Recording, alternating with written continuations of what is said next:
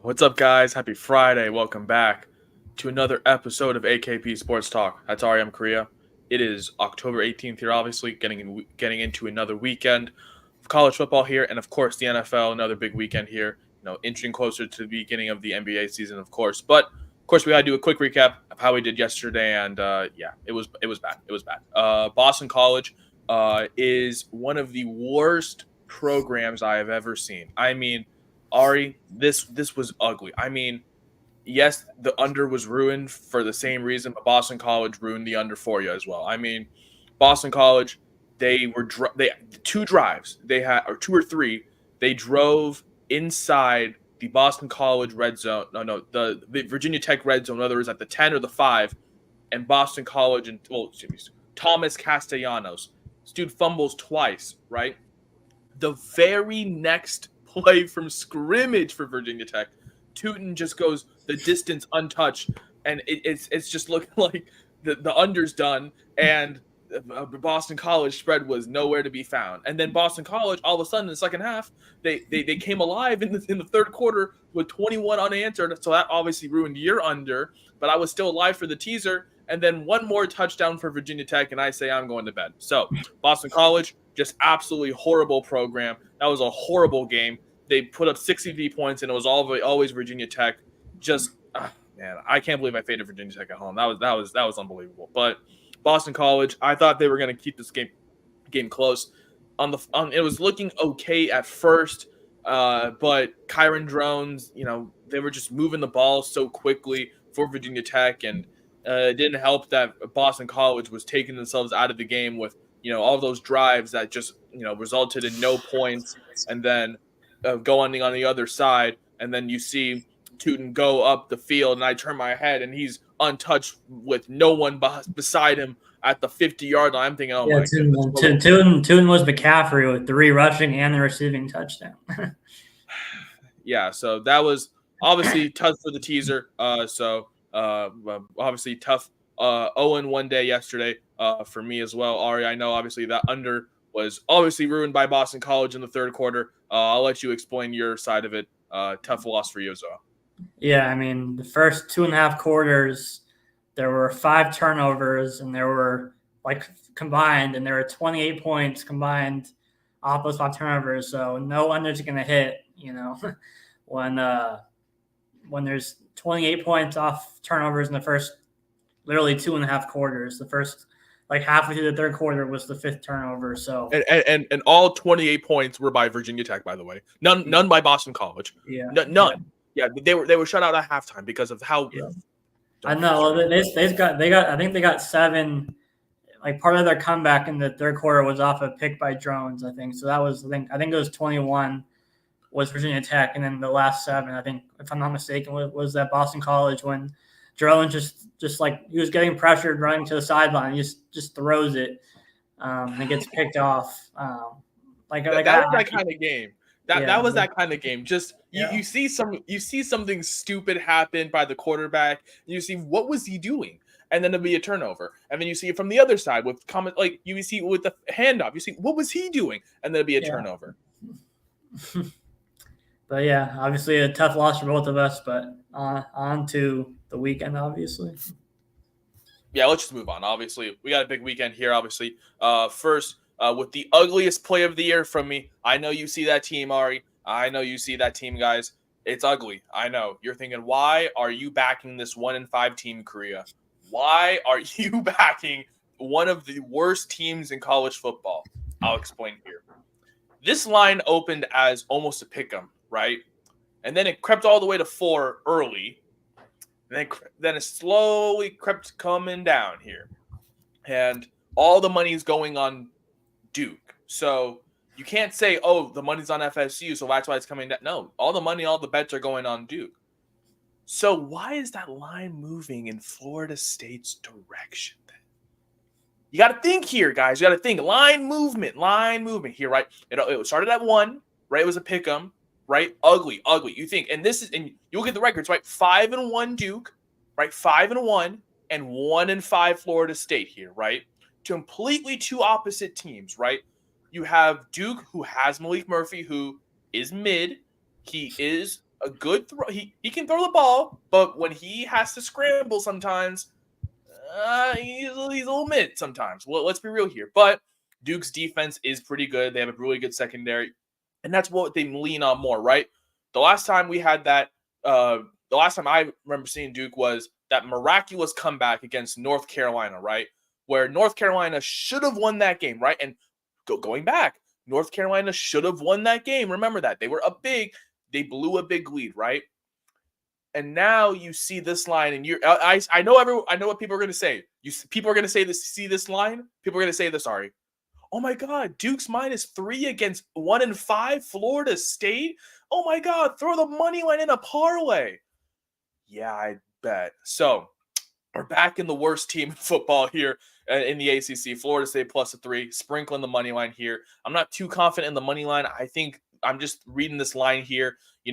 I've been seeing some reports. I don't think they're true that Malik Murphy might be injured, but at the same time, I'm more backing this defense to make things a little interesting. Obviously, this is Brock Glenn's first road start, obviously, with the whole quarterback change for Norvell, obviously, with DJU, who should not be a quarterback. This is now the true first road start for Brock Glenn. So I think maybe a new quarterback change for FSU I think could really pay off some good dividends for them. So I'm backing Florida State in this really ugly spot here. This is more strictly of a line read here. Like I said, this opened as a pick 'em, early last week when, and by the way, both of these teams were off the bye. So it's not like, they both played last week. So they're both coming off a bye. When this line opened, it was -1. And then obviously all the early money just going toward Duke because obviously, it's 5-1 Duke and 1-5 Florida State. And, I'm thinking, the way that line opened and then moved and then now it's coming back the opposite way, even though all the money's going toward Duke, I don't know, people. I think Duke is going to spoil your parlays today. So I'm back in Florida State here. It's an ugly, ugly play. That's why I'm not so confident in it, but that's why I'm doing half a unit on the money line and half a unit pretty much on unit on the +3. Just packing an ugly, ugly road dog here in this spot. Like I said, it was an ugly line to start out. So that's why I was, backing. Why was it -1 to start out, and then why is it almost a field goal right now? So, and this is at Duke, so it's not even at Florida State. So that's why I'm doing some line reading here. So Florida State +3 on the money line. That's my ugly play for Friday. Moving on. Well, let's go to Saturday here. We got Saturday picks here. I got 3 of them here. We got the play of the day, play of the weekend, hammer play from me, guys. It's Cal -10. That's -112 on DraftKings right now. I'm putting 3 units on Cal this weekend, and I usually am not backing Cal this much, but this is a fantastic spot to back Cal this weekend. One, you're getting a horrible. I'm sorry, Ari. Excuse my French here.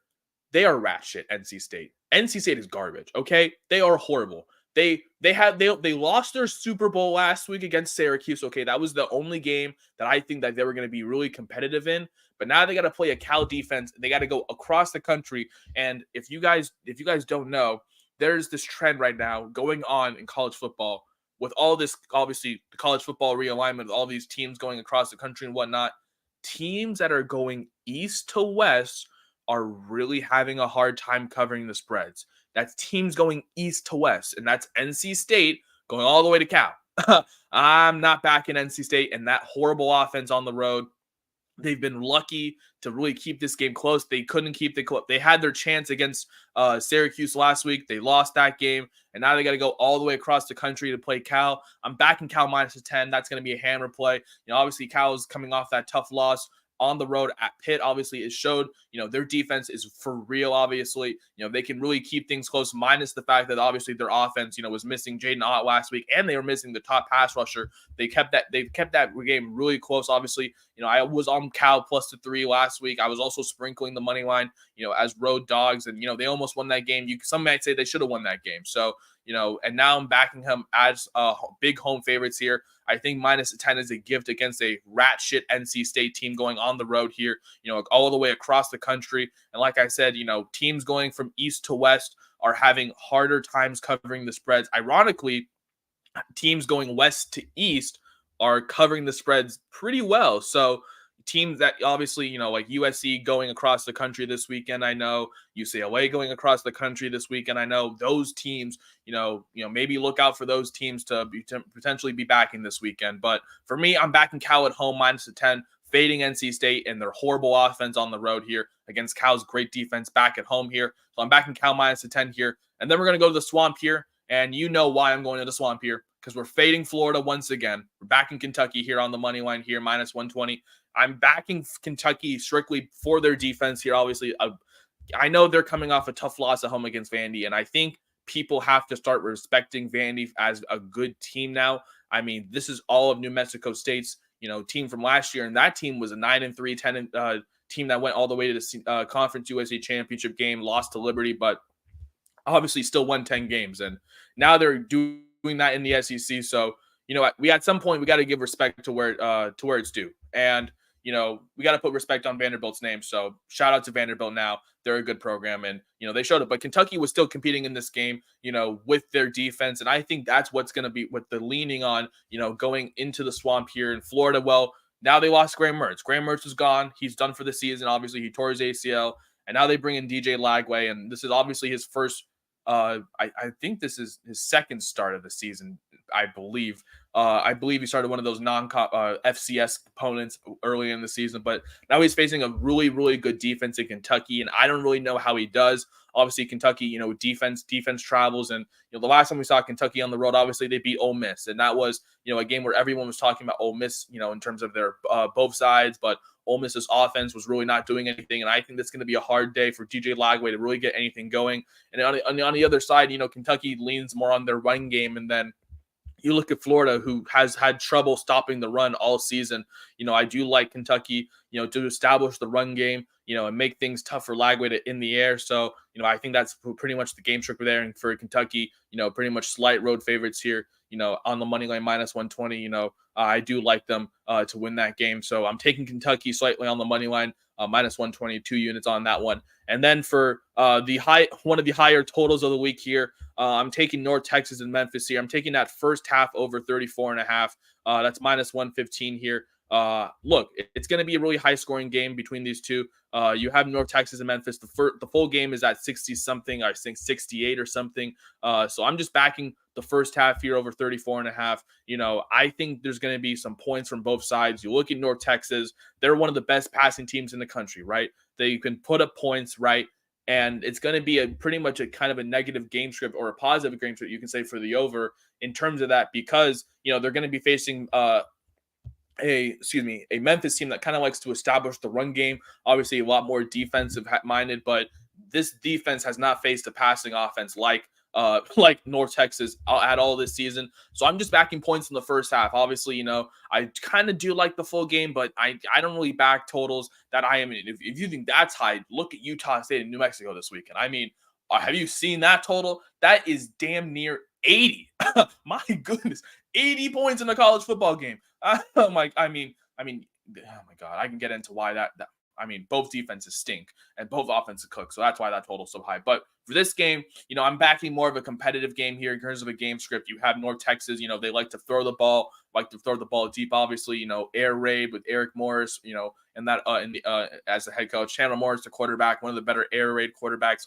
Sneakily, Chandler Morris is one of the better quarterbacks that no one's talking about right now. And I think that's going to be a true test for Memphis's secondary, and I don't know how they do. And then for North Texas on the ground, I think Memphis will do a great job of establishing the run. North Texas not the greatest defense; they give up a lot of points as well. So I'm back in first half points there. So those are my three bets for Saturday here. My hammer play of the weekend is Cal -10 here, fading NC State and that horrible, horrible offense on the road there. I'm back in Kentucky and the Swamp there on the money line against Florida, back in Kentucky and their defense in the road in a bounce back spot. And then we're fading, we're pretty much just back in offenses here. Points, first half points there between North Texas and Memphis. We are back in points between two really good offenses here. Obviously, Memphis likes to run the ball. North Texas can really throw the ball. And I think in this game script here, if Memphis really gets that run game going, obviously, I think North Texas can really challenge Memphis' secondary through the air. Obviously, one of the better offensive teams in the country in terms of the air raid, obviously 4th in the country in terms of passing. So I think that's going to give Memphis a really true test. So I'm just going to be backing points there. Obviously, I know that line is pretty high. I know Memphis is right, 11, 10, 12-point favorite. So I think North Texas, if they're going to keep this game close, it's going to be with their offense. So those are my 3 plays: Cal, Kentucky, and then the over between North Texas and Memphis. Those are my 3 plays for Saturday. Ari, what have you cooked up for this Saturday? Yeah, 3 plays for me as well. We'll start off with South Carolina, just a fade of Hawkins and that Oklahoma offense that is coming off the embarrassment, against Texas, losing 34-3 in the Red River rivalry. And then South Carolina is coming off, obviously, the heartbreaker where they were in the game with Alabama and even leading, late and even, is keeping it close. And they come back and they don't convert the 2-point conversion, and they get the onside kick, and they, throw a pick last second, obviously. But I think this is only a pick-em because it's in Oklahoma, which makes sense. But I'm just backing who I believe to be the better team, better offense. Oklahoma has a good defense, but I think it's just a fade of Hawkins, really, in the Oklahoma offense. So that's my first play. And then speaking of Bama, go into that game and taking the under, and this is really a fade of Nico and the Tennessee offense while they still have, a very solid defense. Bama obviously has had some trouble themselves the past couple of weeks with the loss of Vanderbilt, and then again almost losing South Carolina.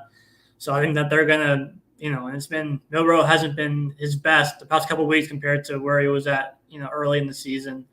So I think we're gonna see kind of both run games kind of try to insert themselves in this game. Tennessee, again, I'm just fading their offense, but they still have a really good defense, so kind of backing that angle as well. So I'm just looking at, I think it's a 3-point spread. I kind of lean Bama on the side, but I'm kind of more confident in backing both defenses, and again, fading Nico and the Tennessee offense. So I'm taking the under in that game. And then late night, going back to the team that burned us last week in Utah, hosting TCU. It's going to be Isaac Wilson. Rising's out for the season, so we have to worry about, an 7th, 8th year player under center. This is really, really a fade of the TCU run defense. They're giving up over 180 yards on the ground. We saw it firsthand with our bet when we took UCF and their comeback over TCU. Micah Bernard is probably one of the more underrated backs, maybe in the country, at least in the Big 12. He was really good last week, even though they lost that game. So Isaac Wilson's, I don't love backing him, but he can make the decent throws that Rising couldn't make last week, essentially. And then really just backing the Utah defense at home, and then the run game again with Bernard. So those are my 3 plays: South Carolina, ML, Alabama, Tennessee under 57, and Utah minus 3.5. Yeah, I love South Carolina. First off, this week I'm on Oklahoma team total once again. A system that never fails me, just fading Oklahoma's offense. Horrible, horrible offense. And once again, they go up against a really good defense in South Carolina who proved themselves last week, obviously, limiting Alabama, on the road even. So I think they continue that stretch on the road. And speaking of Alabama, obviously, backing that under as well. I like that as well.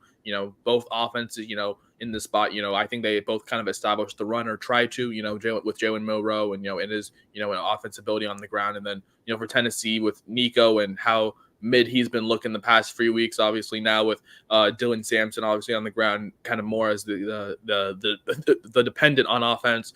Obviously that just drains the clock there. So I kind of like that under game as well for the under 57. And then I was looking at Utah as well. I'm not gonna lie to you, I like the 3.5 there at minus 108.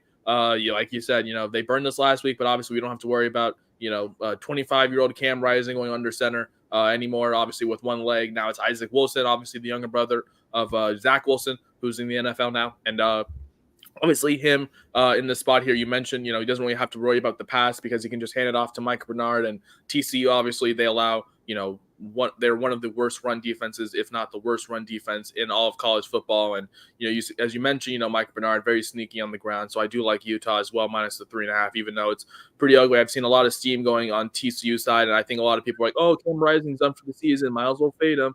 Well, hand off the ball to Michael Bernard and just burn all your bets there. So I do like Utah as well, minus 3.5. But we got one more day. Of course, we got Sunday NFL bets, and this slate. I'm not gonna lie to you. I'm not gonna lie to you guys. It's an ugly week. It is an ugly week. I've been seeing a lot of people saying, oh, there are 3 road favorites, right, Ari?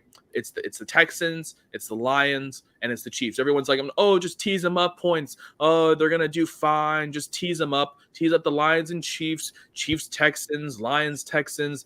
I'm telling you, I think 2 of those 3 teams burn you outright.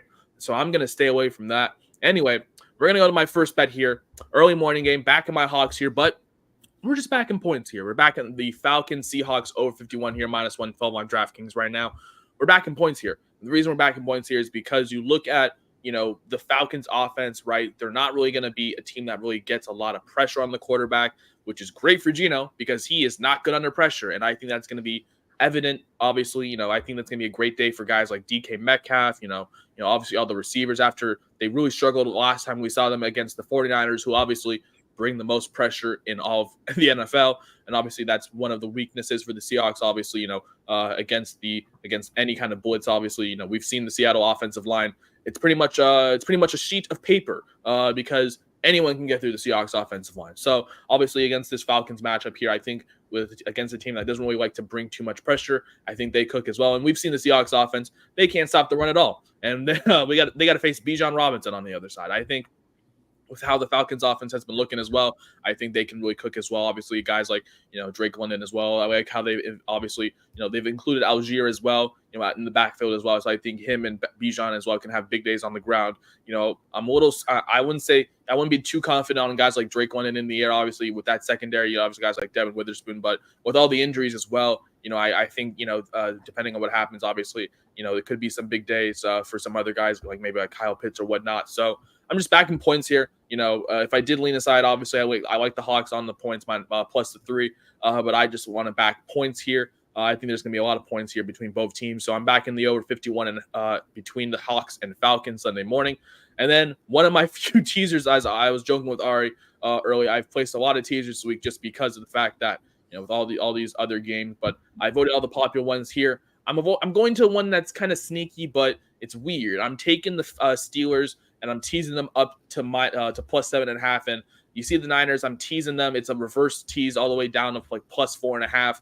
It's minus 120 right now on DraftKings. First, I'll explain the Steelers on Sunday night here. I think this game, obviously, I've seen a lot of people on both sides with the Jets and the Steelers, but I think the Steelers as home dogs, I think they make this close here. Obviously, we like Mike Tomlin as a dog. They are a very profitable system. I think the line open is Steelers minus the 1, but obviously we've seen the whole Devontae Adams news, and everyone likes, everyone's going to be backing the Jets because, Devontae Adams there, and Aaron Rodgers has his receiver again. Devontae Adams quarterback. Now the Jets offense is going to be cooking again. Well, it's not like the Jets offensive line is going to be magically great again. Obviously, they have TJ Watt on the defense for the Steelers, and he's going to be bringing up pressure all the time, and he's going to be a menace for Aaron Rodgers all Sunday night. So I think the Steelers, I think they keep this game close. And obviously, there's the rumors of Russell Wilson starting, and, who knows? Maybe it's, a positive change, even though, there's been a lot of Steeler fans that I know that have been clamoring for Justin Fields to be the starter, throughout the foreseeable season. But obviously, it's the new era in Pittsburgh, and maybe it's a good part, obviously, for this Steelers team. Obviously, I'm just more backing their defense to keep it close. Obviously, it's going to be a little bit of an interesting matchup offensively, for the Steelers. But I think if they can really get the ground game going as well with Najee, obviously, we've seen the Jets obviously give up big explosive runs. Obviously, we saw it Monday with Ray Davis.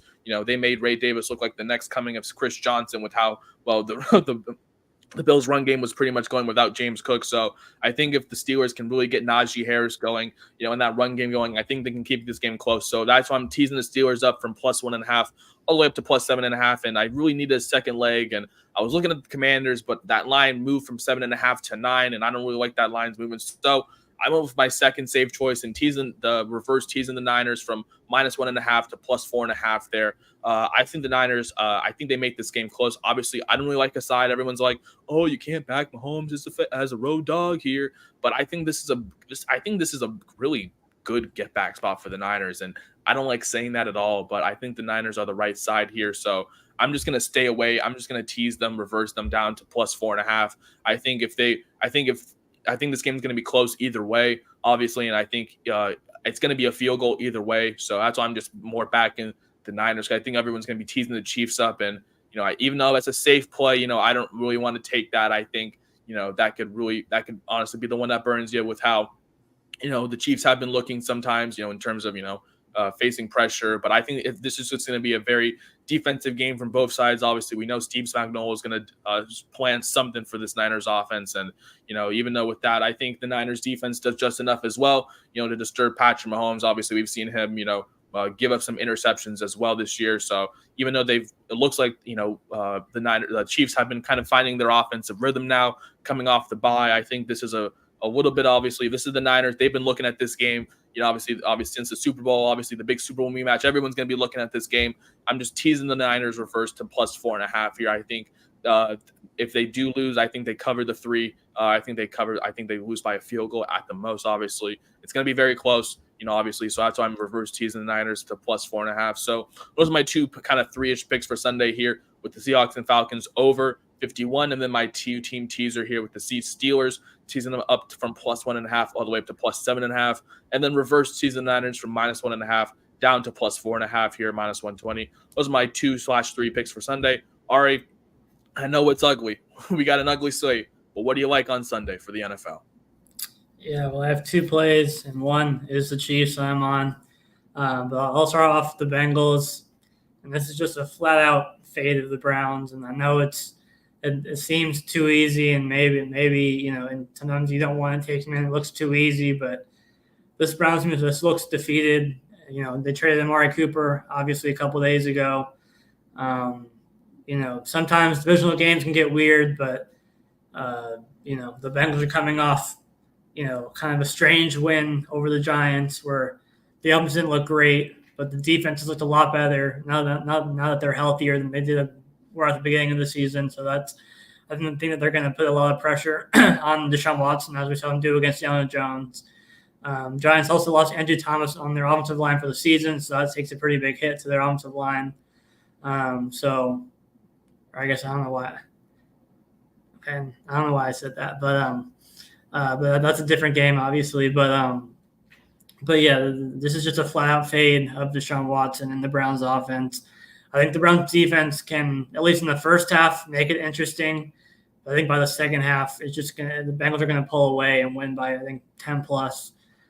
So just we're starting to see the Bengals offense, start to click a little bit. Obviously, last week they had some struggles against the Giants defense. That their pass rush is really, is pretty underrated. So take that, for what it is. But really just backing the Bengals offense and fading Deshaun Watson and the Browns offense here. With the Bengals, and then going to the afternoon game. This is the best game of the week, Super Bowl rematch. This is just a simple, Mahomes is 4-0 in his career against the 49ers, Reed versus Shanahan, all those factors. I'll pay to see, Shanahan outcoach, Reed, and then Spagnuolo and that whole coaching staff. And, obviously the Niners are a great team, and another factor to consider is Jordan Mason, who's pretty much questionable.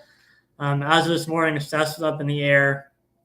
And, obviously Garendo had the big run against the Seahawks last week late in the game. But I do think if he is the starter, I see that as a pretty big drop-off, especially against a tough Chiefs run defense. So, Mason could play. It's still up in the air. Just another factor to consider in this game. So, but it's mostly just paying to see the Niners beat Mahomes and Reed, Spagnuolo, and the whole coaching staff and Mahomes again. So, those are my 2 plays with the Bengals and the Chiefs. Yeah, I definitely see your reasoning with the Chiefs. I'm not really fading Mahomes. I'm just hoping the Niners don't really lose by more than 5. Obviously, obviously it's more with. I don't like backing Mahomes in this spot. Obviously, it's just a weird spot. Obviously, you mentioned 4-0 against Shanahan, and but Shanahan is the regular season merchant, can't do anything in the postseason, but in the regular season they love to win. So that's why I definitely see your vision there with the Chiefs there. So I definitely I definitely like the Chiefs, as, potential road dogs. So I see your vision there at plus 105. And then the Bengals, I definitely love as well this week. I think this is a complete fade of the Browns. I think the Browns are definitely going in the wrong direction. I think Deshaun is starting to lose the locker room. Obviously, they traded away Amari Cooper, so big skill player gone. And for this Bengals for this Browns team, and obviously the Bengals, obviously last week they had that close game against the Giants, but obviously a late rushing touchdown from Chase Brown obviously pushed them to cover the 3.5, and I think obviously now even though it's a tough defense as well, obviously I think they're off. I think it's more of a similar matchup here. Obviously, a really bad Browns offense, obviously at home against the Bengals, who defense obviously has starting to be obviously in a really positive position right now. So I do like your Bengals pick, obviously, obviously with the Chiefs as well. That's Ari's 2 plays. So full recap of the weekend, going back all the way to Friday. The ugly play of the weekend for me, Florida State plus the 3 on the money line. It's ugly for a reason, because the line's going in their favor, even though all the money's going on Duke. So I do like Florida State plus 3 on the money line tonight. That's my own ugly play of the night. Going to Saturday here, my 3 plays: Cal minus the 10, the hammer play of the weekend minus the 3, and then Kentucky on the money line minus 120. And then the North Texas Memphis first half over 34.5 minus 115. And then Ari's picks for Saturday here. He has South Carolina straight up on the money line against Oklahoma on the road here minus 110, pretty much in the pick 'em. And then Alabama, Tennessee, the full game under 57 minus 110. And then back in the team that burned us last week, Utah minus a 3.5 there. And then going on the Sunday with my best bets with the Seahawks Falcons over 51 points minus 112 right now. And then the teaser of the Niners plus 4.5, and then the Steelers plus 7.5. That's minus 120. And then Ari's picks for Sunday here: the Bengals minus 6 minus 105, and then the Chiefs money line straight up against Shanahan and the 49ers on the road plus 105.